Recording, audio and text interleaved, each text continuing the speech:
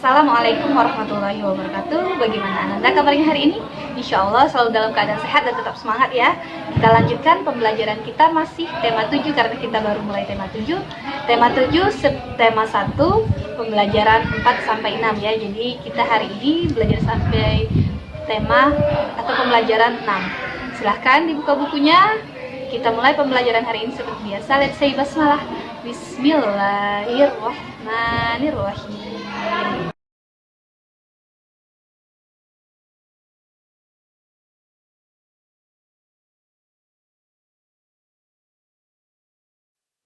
Selanjutnya tentang teknologi pangan yaitu pengalengan makanan tradisional Yogyakarta. Banyak makanan tradisional dari Yogyakarta yang mengandung santan. Misalnya gudeg, sayur lombok ijo, mangut lele, dan tempe kari. Makanan bersantan harus cepat dikonsumsi karena santan dapat menyebabkan makanan cepat basi. Akan tetapi, kini dengan teknologi yang dikembangkan LIPI, yaitu Lembaga Ilmu Pengetahuan Indonesia, Yogyakarta, makanan bersantan dapat bertahan lama hingga 2 tahun.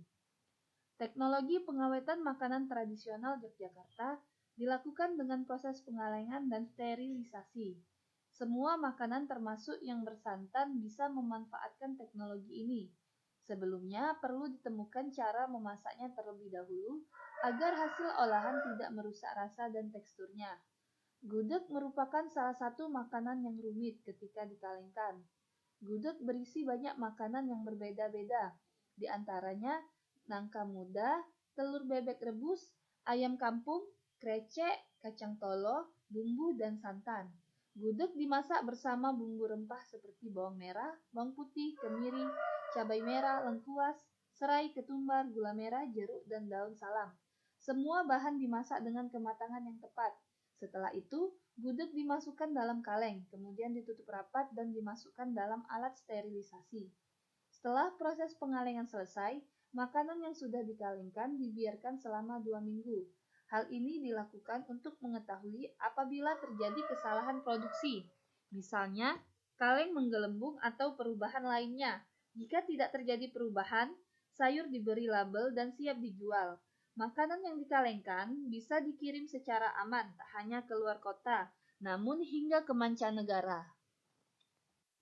Teknologi pangan selanjutnya yaitu pengolahan kedelai. Sebelumnya Ibu tanya dulu, siapa di sini suka makan tempe ataupun tahu? Tempe dan tahu merupakan salah satu olahan yang berasal dari kedelai. Kedelai memiliki banyak manfaat. Kedelai dapat diolah menjadi beragam makanan menggunakan teknologi pangan. Contohnya makanan yang berasal dari kedelai yaitu tahu, tempe, dan susu kedelai. Melalui teknologi pangan, kacang kedelai dapat dinikmati dalam bentuk yang lain yaitu tahu. Tahu mengandung zat gizi yang baik untuk tubuh. Pada pengolahan tahu, teknologi pangan bermanfaat menciptakan jenis makanan baru yang mengandung zat gizi tinggi. Cara membuat tahu cukup mudah. Mula-mula, kedelai dicuci dan direndam selama 8 jam. Proses tersebut dilakukan agar kedelai mengembang dan lunak. Kedelai yang sudah direndam dicuci sebersih mungkin agar tidak mudah masam. Setelah itu, kedelai ditumbuk perlahan sambil ditambahkan air sedikit demi sedikit sampai berbentuk bubur. Bubur kedelai dimasak hingga muncul gelembung kecil. Selanjutnya, bubur kedelai disaring dan diberi larutan pengendap sambil diaduk perlahan. Setelah endapan terbentuk, bagian endapan dicetak sehingga membentuk tahu. Teknologi pangan yang selanjutnya yaitu teknologi pengolahan susu. Industri pengolahan susu. Susu merupakan bahan makanan yang cepat rusak. Oleh karena itu, susu diolah menjadi jenis makanan yang dapat bertahan lama. Misalnya, susu cair kemasan, permen susu, dodol susu, kerupuk susu, yogurt, dan keju. Hasil olahan tersebut dibuat dengan memanfaatkan teknologi pangan. Salah satu pemanfaatan teknologi pangan untuk mengolah susu adalah dengan pasteurisasi. Pasteurisasi adalah proses untuk memperlambat pertumbuhan bakteri di dalam makanan dengan cara memanaskan hingga suhu tertentu, kemudian mendinginkannya. Susu cair pasteurisasi biasanya dikemas dalam kemasan karton. Susu juga diolah dengan cara dipanaskan hingga kering dan berbentuk bubuk. Susu bubuk lebih tahan lama daripada susu cair. Selain diolah agar lebih tahan lama, susu diolah menjadi bahan pangan lainnya. Salah satunya adalah keju. Keju dibuat dengan cara menambahkan enzim sehingga susu terpisah menjadi dua bagian, yaitu dadih dan cairan. Dadih yang terkumpul dicetak dan ditekan hingga memadat, sedangkan cairannya dibuang. Dadih inilah yang akan menjadi keju setelah digarami dan didiamkan. Susu juga dapat diolah menjadi yogurt. Yogurt terasa asam karena merupakan hasil fermentasi susu oleh bakteri asam laktat. Yogurt juga dibuat dengan tambahan berbagai rasa buah. Ada rasa stroberi, anggur, jeruk, dan lainnya. Kita lanjutkan pembelajaran matematika hari ini. Jika kemarin kita telah belajar tentang luas dan keliling bangun datar atau sebuah gambar, hari ini kita akan belajar tentang volume. Jadi perlu diingat untuk hal pertama, volume itu hanya dapat diukur dengan bangun ruang, atau yang dapat diukur volumenya adalah sebuah bangun ruang. Contohnya ada seperti ini, gambar tabung ini memiliki ruangan di dalamnya. Nah, maka ini volume di dalam ini dapat kita ukur berapa besar, karena volume itu besaran atau isian dari suatu ruang, ya. Perlu diingat, volume adalah besaran atau isian suatu ruang. Dan hari ini kita akan memperhatikan perbedaan dari volume suatu benda. Misalnya di sini tadi ada tabung dan ini ada mangkok. Nah, kita perlu lihat yang mana volumenya lebih besar, apakah mangkok ini atau tabung ini. Ya, jadi perlu diingat, volume itu semakin besar bangunnya, semakin besar ruangannya, maka volumenya semakin besar pula. Dan jika semakin kecil ruangannya, maka volumenya semakin kecil pula. Dapat kita lihat tadi, besar ini atau besar yang ini. Ya, jadi volumenya besar yang ini. Ya. Untuk lebih lanjut, silahkan Ananda perhatikan pada buku Ananda. Sekarang silahkan Ananda buka bukunya pada halaman 26. Soal nomor 2 dan 3 kita perhatikan lagi. Kita ulangi, jika besar benda itu paling besar atau semakin besar benda itu, maka volumenya semakin besar. Sebaliknya, jika benda itu kecil, maka volumenya semakin kecil. Kita lihat, soal nomor 2, berilah tanda centang pada benda yang memiliki volume paling besar. Dari ember, ceret, dan gelas, yang mana kira-kira volumenya paling besar? Berarti cari ukuran benda yang paling besar, yaitu ember. Ini volumenya paling besar. Sedangkan yang B, antara kaleng soda, gelas minuman, dan mangkok, yang mana yang bendanya paling besar?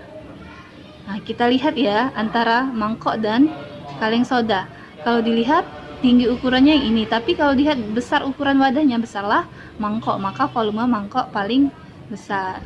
Dan kemudian, untuk soal nomor 3, tuliskan urutan bangun ruang dari yang berisi air paling sedikit. Jadi kita lihat yang airnya paling sedikit atau volume airnya paling sedikit.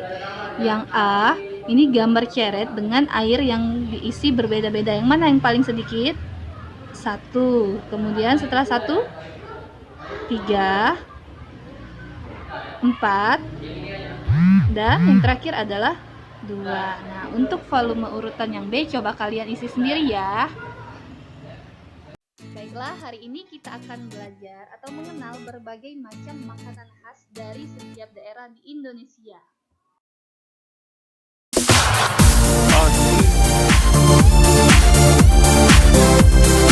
Sumatera Utara, Sumatera Barat, Riau,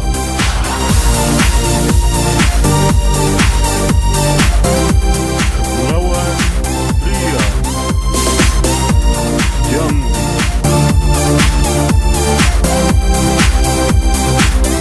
Kepulauan Bangka Belitung, Bengkulu, Sumatera Selatan, Lampung,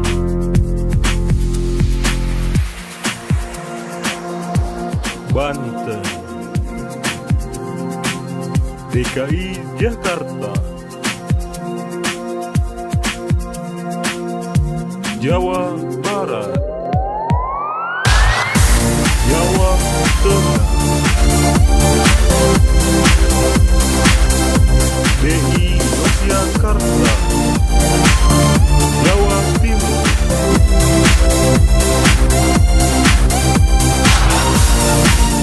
Bali,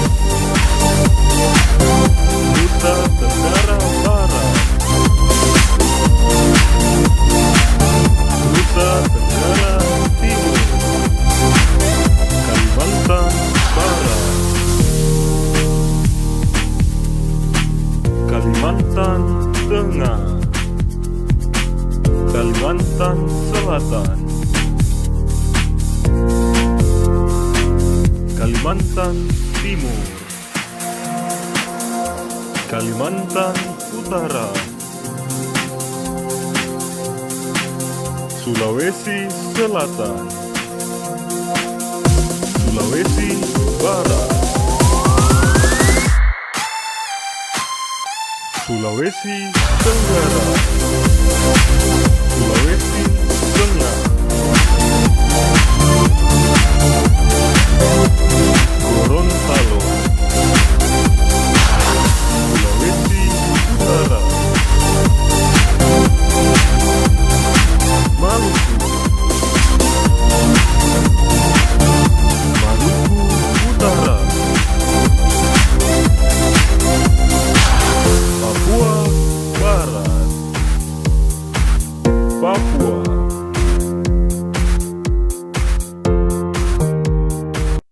Pentingnya menghargai setiap keragaman.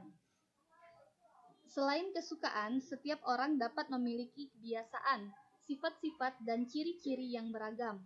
Perbedaan yang ada hendaknya tidak menjadi suatu masalah. Dengan memahami perbedaan, kita bisa mengembangkan sikap tenggang rasa atau saling menghargai. Bisa menimbulkan perselisihan dan pertengkaran. Begitu juga dengan pemaksaan kehendak. Pertengkaran terjadi jika kedua belah pihak tidak mau mengalah. Perselisihan dapat dihindari jika kita bersikap tenggang rasa. Tenggang rasa artinya sikap memahami dan menghormati keadaan orang lain. Jadi sikap menghargai atau menghormati orang lain itu adalah sikap tenggang rasa. Sebagai contoh, perbedaan sifat kakak dan adik. Kakak seorang pemberani, adik memiliki sifat pendiam. Kakak dan adik saling memahami sifat masing-masing. Kakak menghibur adik ketika sedang bersedih. Adik pun berterima kasih kepada kakak karena sudah menghiburnya. Penting sekali dalam kehidupan bersosialisasi, yaitu dalam pentingnya menghargai keragaman setiap orang. Alhamdulillah telah selesai pembelajaran kita pada hari ini. Semoga apa yang Ibu sampaikan dapat bermanfaat bagi Anda semua. Dan hari ini akan ada latihan seperti biasa dan dilampirkan soal-soalnya 4 soal. Besok kita akan ulangan ya Anda. Semangat, jangan lupa tugasnya hari ini. Kita akhiri pelajaran hari ini. Let's say hamdalah, alhamdulillahirabbil alamin. Wassalamualaikum warahmatullahi wabarakatuh. Seperti biasa jangan lupa like, subscribe dan komen.